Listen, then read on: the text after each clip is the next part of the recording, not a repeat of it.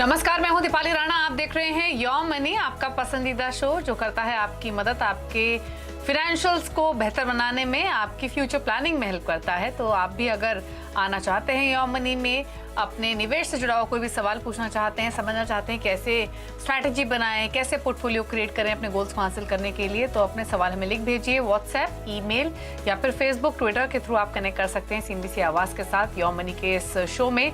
Email है हमारे yourmoney@nw18.com। WhatsApp number है 7045220000। फेसबुक, ट्विटर पर ये शो आप लाइव भी देख सकते हैं। साथ ही अपने क्वेश्चंस भी हमें आप पोस्ट भी कर सकते हैं #AskAwaz योर मनी लिखकर।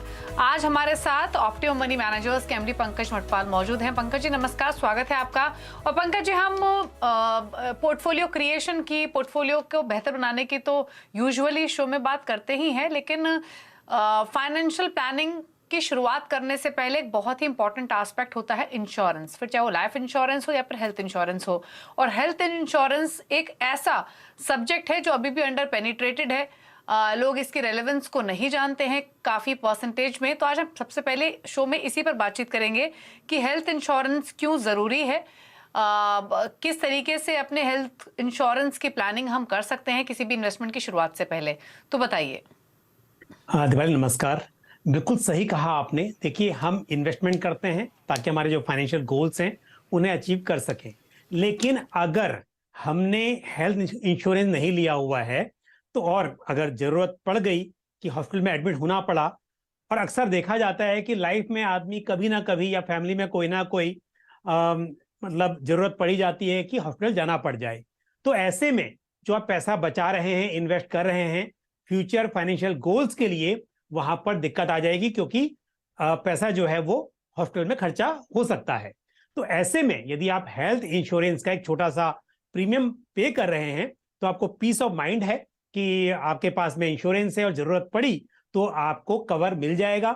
और दूसरी बात, सच में अगर जरूरत पड़ गई तो फिर उस केस में फाइनेंशियल सपोर्ट आपको मिलेगा। इसके लिए फाइनेंशियल प्लानिंग शुरू करने से पहले इंश्योरेंस, और उसमें भी हेल्थ इंश्योरेंस, क्योंकि जो हम बात करते हैं टर्म इंश्योरेंस की या लाइफ इंश्योरेंस की, उसका तो मकसद ये है कि अगर उस व्यक्ति के ऊपर जो कि अर्निंग मेंबर है फैमिली में, उसके ऊपर अगर फैमिली मेंबर डिपेंडेंट हैं तब जरूरत पड़ेगी। बट हेल्थ इंश्योरेंस तो ऐसी चीज है कि खुद के लिए भी, फैमिली मेंबर्स के लिए भी कवर होना ही चाहिए, ताकि अगर ऐसी नौबत आए, जरूरत पड़े, तो फाइनेंशियल असिस्टेंस, फाइनेंशियल मदद मिल सके। जी, लेकिन एक चीज और है, आमतौर पे जब हेल्थ इंश्योरेंस की बात की जाती है, लोग इसको इस पर्सपेक्टिव से देखते हैं कि ओल्डर एज में आपको इसकी ज्यादा जरूरत पड़ती है, तो अभी ना लेके थोड़ा लेट लेना चाहिए। अभी क्योंकि टेंडेंसी इसके इस्तेमाल होने की कम लोग सोचते हैं। तो आपसे समझना चाहेंगे कब इंश्योरेंस, हेल्थ इंश्योरेंस लेना चाहिए, कितना, जितना जल्दी लेंगे क्या उतना बेहतर होगा, या रुकना चाहिए, क्या आइडियली स्ट्रैटेजी होनी चाहिए? दीपाली, आपने सही कहा। लोग ऐसा सोचते हैं कि एज बढ़ने के बाद में ज्यादा बीमारियां आ सकती हैं, बट ये सच नहीं है। हाँ, लाइफस्टाइल डिजीज की बात की जाए तो ठीक है कि हाइपरटेंशन, डायबिटीज, हालांकि आजकल तो वो भी मैंने देखा है कि 30-30 साल की उम्र में भी बहुत लोगों को डायबिटीज और हाइपरटेंशन की शिकायत होती है। बट फिर भी बच्चों में इसकी शिकायत थोड़ी कम मिल सकती है, लेकिन इसका मतलब ये नहीं है कि दूसरी बीमारियां नहीं हो सकती हैं। तो क्योंकि हेल्थ इंश्योरेंस में 90 डेज का जब बच्चा होता है उसके बाद में उसको कवर मिल सकता है।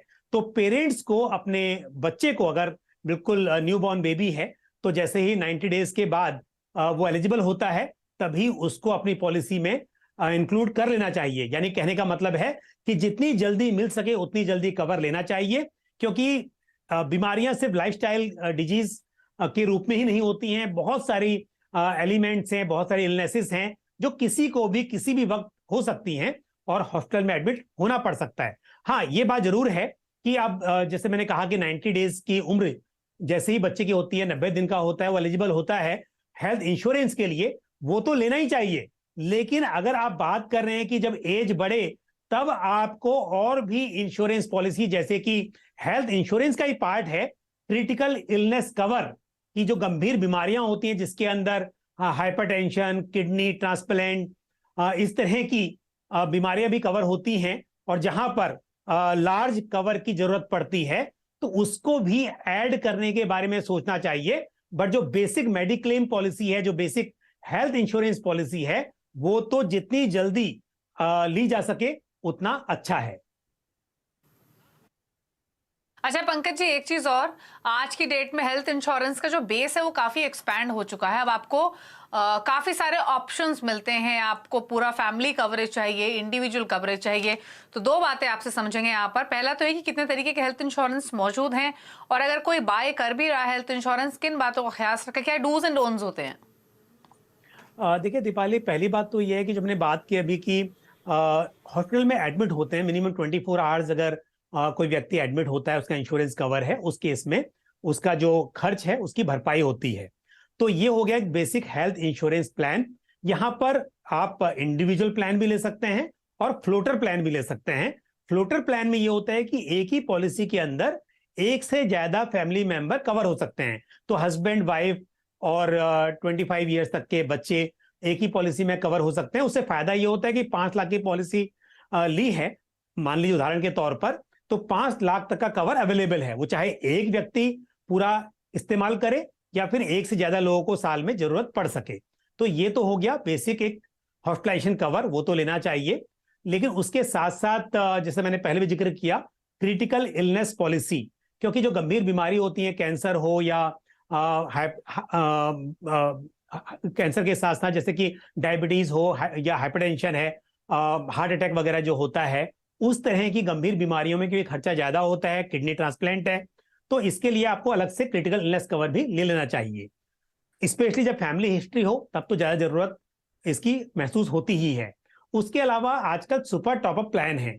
जैसे मैंने कहा कि बेसिक कवर की हम बात कर रहे हैं कि 5 लाख 10 लाख का कवर ले लिया, लेकिन क्योंकि इतना कवर आज की तारीख में जिस हिसाब से खर्चा बढ़ गया है, मेडिकल एक्सपेंसेस बहुत बढ़ गए हैं, तो आपको 50 लाख 1 करोड़ का भी हेल्थ इंश्योरेंस लेने के बारे में सोचना चाहिए। और इसके लिए आपके पास ऑप्शन है सुपर टॉपअप प्लान का। सुपर टॉपअप प्लान या टॉपअप प्लान जो होते हैं, इसमें बेसिकली होता यह है कि आपने जैसे 10 लाख का एक बेसिक कवर लिया हुआ है, तो अगर 10 लाख तक का कवर आएगा तो आप बेसिक पॉलिसी से कवर ले लेंगे, और उसके ऊपर का जो अमाउंट होगा उसे आप सुपर टॉपअप प्लान से क्लेम करेंगे। तो जो सुपर टॉपअप प्लान होते हैं इनका प्रीमियम काफी कम होता है, क्योंकि यहां पर क्लेम ये मालूम है कि जो छोटा कवर है वो तो आना नहीं है, जब बड़ा होगा तो ही वहां पर आएगा, तो इसके लिए प्रीमियम कम होते हैं। तो इस तरह से आप एक बेसिक कवर और साथ में सुपर टॉपअप प्लान भी आप ले लें, तो इससे आपका कवर बड़ा हो जाएगा। इसके बारे में भी सोचना चाहिए।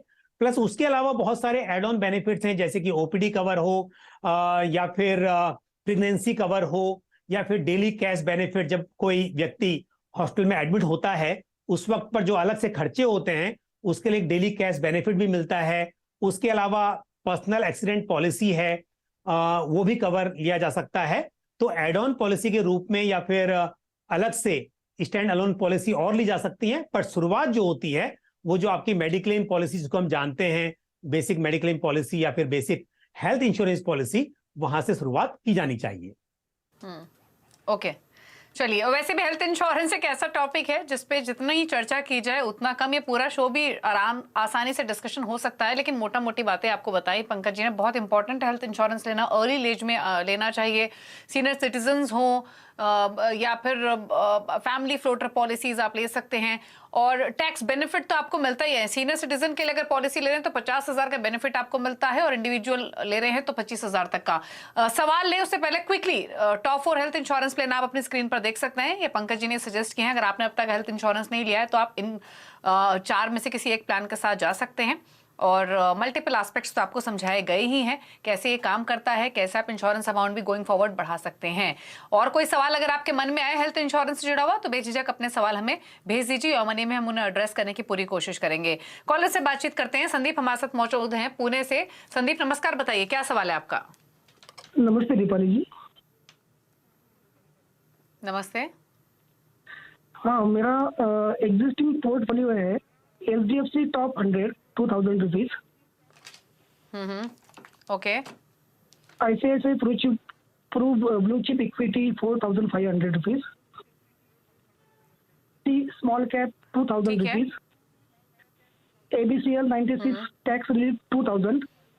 टोटल मेरा SIP है 10,500 रुपीज। मेरा टोटल कॉर्पस अभी तक 13 लाख रुपीज जमा है। तो मेरा नेक्स्ट 15 ईयर्स 1 करोड़ टारगेट है। Is there any changes in my ठीक है। portfolio? और अभी आपके पोर्टफोलियो की वैल्यू कितनी है संदीप? 13 lakh. Okay 13 lakhs। ठीक है, तो यानी एक डिसेंट एक्यूमुलेशन आप कर चुके हैं अब तक। और पंकज जी क्विकली इनका छोटा सा पोर्टफोलियो है, क्लटर्ड इन्होंने नहीं किया है।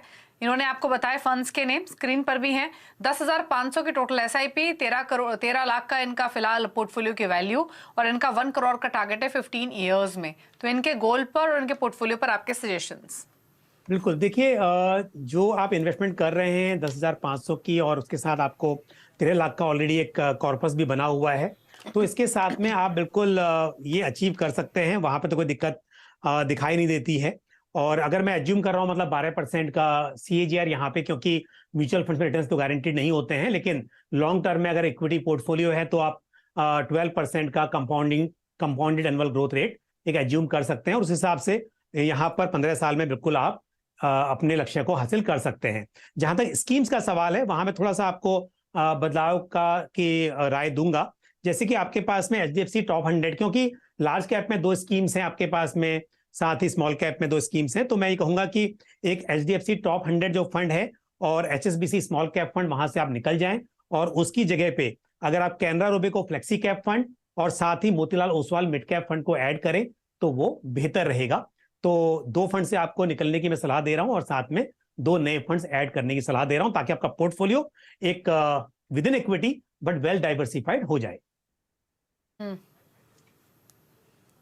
ओके, चलिए, तो 2 फंड से आप निकल जाइए, जिसमें HDFC top 100, HSBC small cap है। उनकी जगह आप मोतीलाल ओसवाल मिड कैप और कैनरा रोबेको फ्लेक्सी कैप को ऐड कर सकते हैं। रही बात आपके गोल की, तो 15 इयर्स में आप 1 करोड़ नहीं बल्कि 1.25 करोड़ के आसपास की राशि आसानी से एक्यूमुलेट कर सकेंगे, हो सकता है उससे भी ज्यादा। चलिए अगले कॉलर से बातचीत करेंगे। सचिन हमारे साथ हैं अब जबलपुर मध्य प्रदेश से। सचिन नमस्कार, बताइए सवाल। जी मैम, गुड इवनिंग। मैं सचिन बोल रहा हूँ जबलपुर से। बताइए क्या सवाल है आपका? जी मैम, मैं 35 साल का हूँ, 60 साल में रिटायर्ड होऊंगा मैम। तो मेरे पास अभी 25 साल है, मैं सेंट्रल गवर्नमेंट जॉब में हूँ। मैम मेरे पास कुछ म्यूचुअल फंड्स की स्कीम है। लार्ज कैप है, पराग पारिक का फ्लेक्सी कैप है, स्मॉल कैप है, मिड कैप है। और मैम कुछ मैं 31,000 रुपीज पर मंथ डिडक्ट कराता हूँ अपने अकाउंट से। मेरे पास NPS भी है मैम। ठीक है, ठीक है। तो ये म्यूचुअल फंड इन्वेस्टमेंट को कितना टाइम हो चुका है आपकी? मैम मैंने अभी स्टार्ट किया है, समझ लीजिए बस 2-3 महीने ही हुए हैं मैम। ठीक है, तो यानी रिसेंटली आपने एक्यूमुलेशन किया है, और ट्रेडिशनल प्लस अग्रेसिव पोर्टफोलियो का कॉम्बिनेशन है इनके पास। पंकज जी, SIP पहले मैं आपको बता दूं इनकी म्यूचुअल फंड्स की, उसमें एडलवाइज बैलेंस एडवांटेज फंड है 1,000 रुपए महीना, कैनरा रोबेको स्मॉल कैप में 1,500, ICICI प्रू वैल्यू डिस्कवरी में 1,500, पराग पारिक फ्लेक्सी कैप और क्वांट लार्ज मिड कैप पे 2,500 पर महीना, और क्वांट टैक्स प्लान में 6,000 पर मंथ। ये तो रही म्यूचुअल फंड पोर्टफोलियो की बाजू की 15,000 की है। 16,000 मंथली डाल रहे हैं NPS, PPF और सुकन्या समृद्धि योजना में, जो कि टोटल 16,000 के आसपास है। गोल इनका 10 करोड़ का है 25 ईयर्स में, क्योंकि ये रिटायरमेंट प्लान कर रहे हैं 60 ईयर्स ऑफ एज में। हर साल 10% SIP बढ़ाने का भी प्लान है। क्या व्यू आपकी इनकी स्ट्रैटेजी, इनके पोर्टफोलियो और इनके गोल पर? देखिए, अमाउंट ठीक है। अगर 31,000 का इन्वेस्टमेंट कर रहे हैं और साथ में 10% से उसे बढ़ा सकते हैं, तो डेफिनेटली इतने लंबे समय में 25 ईयर्स का नजरिया है तो 10 करोड़ रुपए बन सकते हैं। लेकिन थोड़ा सा बदलाव करना होगा इन्वेस्टमेंट के जो स्ट्रेटेजी है उसके अंदर। अब जैसे कि NPS में आप बोल रहे हैं कि 31,000 NPS में बड़ा अमाउंट इन्वेस्ट करना चाह रहे हैं, तो NPS क्योंकि मार्केट लिंक प्रोडक्ट ही है और आप म्यूचुअल फंड में भी कर रहे हैं, ऊपर से म्यूचुअल फंड में फ्लेक्सिबिलिटी ज्यादा है, तो अगर आपको टैक्स सेविंग के हिसाब से करना है, क्योंकि 50,000 रुपए तक के ईयरली कंट्रीब्यूशन पर आपको एडिशनल टैक्स बेनिफिट मिलता है, तो उस हिसाब से उतना आप बिल्कुल कीजिए, लेकिन ज्यादा इन्वेस्टमेंट करना नहीं बनता है यहाँ पर। तो अगर आप 5,000 पर मंथ भी वहां पर करेंगे तो मेरे हिसाब से वो काफी रहेगा, 60,000 हो जाता है। उसके साथ जो पैसा बचेगा आपका, उसे आप NPS में करने की बजाय जो बचा रहे हैं उसे आप म्यूचुअल फंड्स में ऐड कीजिए। और साथ ही क्योंकि सुकन्या समृद्धि योजना में उसमें भी आप कंट्रीब्यूट कर रहे हैं, लेकिन वहां पे आपने जो टारगेट लिया है काफी छोटा लिया हुआ है, 1,000 रुपीज पर मंथ का, तो मेरी राय ये होगी कि वहां पर आप अमाउंट को बढ़ा लीजिए। और उसके अलावा जो आपके पास एग्जिस्टिंग स्कीम्स है म्यूचुअल फंड में, जैसे कि Parag Parikh flexi cap fund, Canara Robeco small cap fund और ICICI Prudential value discovery fund, इन फंड्स में उस अमाउंट को आप ऐड कर दीजिए, तो आपकी जो SIP अमाउंट है इन स्कीम्स में काफी कम है, वो थोड़ी बढ़ जाएगी। और NPS में आपका जो निवेश, जैसे मैंने कहा कि 5,000 रुपीज पर मंथ कीजिए। और यहां पर भी PPF में जो आपने टारगेट लिया हुआ है आप उस पर स्टिक रहिए, कोई प्रॉब्लम नहीं है। 1,000 रुपीज पर मंथ ही आप प्लान कर रहे हैं वहां पर। विद दिस 25 ईयर्स के टारगेट में आप बिल्कुल अपने लक्ष्य को हासिल कर सकते हैं। ठीक है, तो इन्वेस्टमेंट स्ट्रैटेजी को थोड़ा चेंज करने की जरूरत है। NPS में सिर्फ 5,000 रुपए कीजिए, बाकी पैसे आप म्यूचुअल फंड्स में डालिए और 25 साल में आप अपने गोल को आसानी से हासिल कर सकेंगे इस इन्वेस्टमेंट के साथ। चलिए रुकने इसी के साथ एक ब्रेक के लिए, ब्रेक के उस पार कुछ और सवाल लेंगे। पंकज जी हमारे साथ बने हुए हैं, आप देख रहे हैं योर मनी। आप देख रहे हैं योर मनी, हमारे साथ पंकज मटपाल मौजूद हैं और अब सवाल ले लेते हैं कुछ और। SK सिंह हमारे साथ मौजूद हैं। सिंह साहब नमस्कार, बताइए क्या सवाल है? जी नमस्कार मैम, मैं ये जानना चाहता था कि मेरे पास PLSS का एक फंड है, axis long term equity fund, जिसमें मैं SIP के जरिए 1,000 रुपए दिसंबर 2014 से कंटिन्यूअसली जमा कर रहा हूँ और इस समय मेरे पास ठीक है, उसमें लगभग कॉर्पस 2.5 लाख के आसपास हो गया है, लेकिन इस समय उसकी ग्रोथ काफी दिन से उसकी अच्छी नहीं जा रही है। इसकी वजह मैंने पूछना चाहता था कि इसमें बने रहना ठीक होगा या नहीं, या इसकी जगह मैं कोई दूसरा फंड ले लूं जिससे मुझे आने वाले सालों में ग्रोथ मिल सके।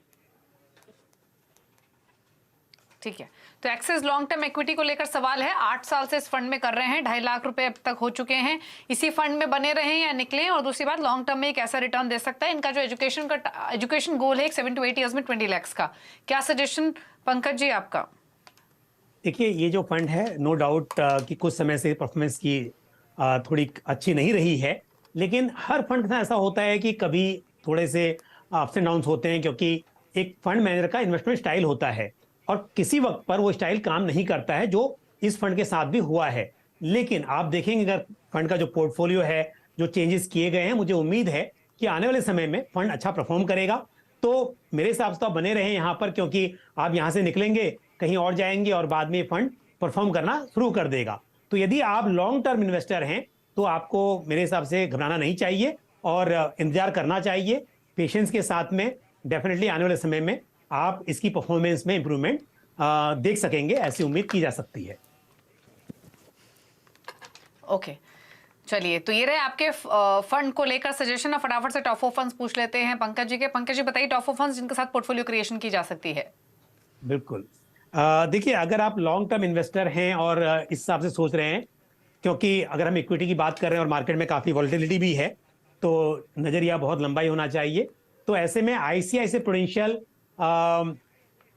Asset allocation multi asset fund जो है, बेसिकली जो कि असेट एलोकेशन फंड है, जो इक्विटी, डेट और कमोडिटी तीनों में इन्वेस्ट करता है, उस फंड को आपको शामिल करना चाहिए। साथ ही आदित्य बिरला सन लाइफ निफ्टी 50 इंडेक्स फंड, ये फंड आप पोर्टफोलियो में ले सकते हैं, ये एक इंडेक्स फंड है।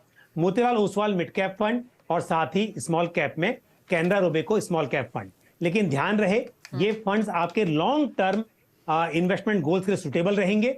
यदि आप बहुत शॉर्ट टर्म के लिए इन्वेस्टमेंट करना चाह रहे हो तो ऐसे में डेट फंड्स के तरफ जाएं तो बेहतर होगा। ओके, चलिए, तो टाइम होराइजन के हिसाब से पोर्टफोलियो क्रिएशन करना है, बट लॉन्ग टर्म के हिसाब से ये पोर्टफोलियो आप क्रिएट कर सकते हैं इन 4 फंड्स के साथ, जिसमें ICICI Pru multi asset fund है, आदित्य बिरला का निफ्टी 50 इंडेक्स फंड है, मोतीलाल ओसवाल मिड कैप और कैनरा रोबेको स्मॉल कैप। इन फंड्स के साथ बनाइए पोर्टफोलियो। बाकी योर मनी तो है ही हर कदम पर आपकी हेल्प करने के लिए। शुक्रिया पंकज जी आने के लिए शो में, अपने व्यूज देने के लिए, सभी क्वेरीज पर, और साथ ही साथ हेल्थ इंश्योरेंस के बारे में भी हमारे व्यूअर्स को डिटेल्स शेयर करने के लिए। इसी के साथ योर मनी में तो इतना ही, लेकिन खबरें लगातार जारी है CNBC आवाज पर। नमस्कार।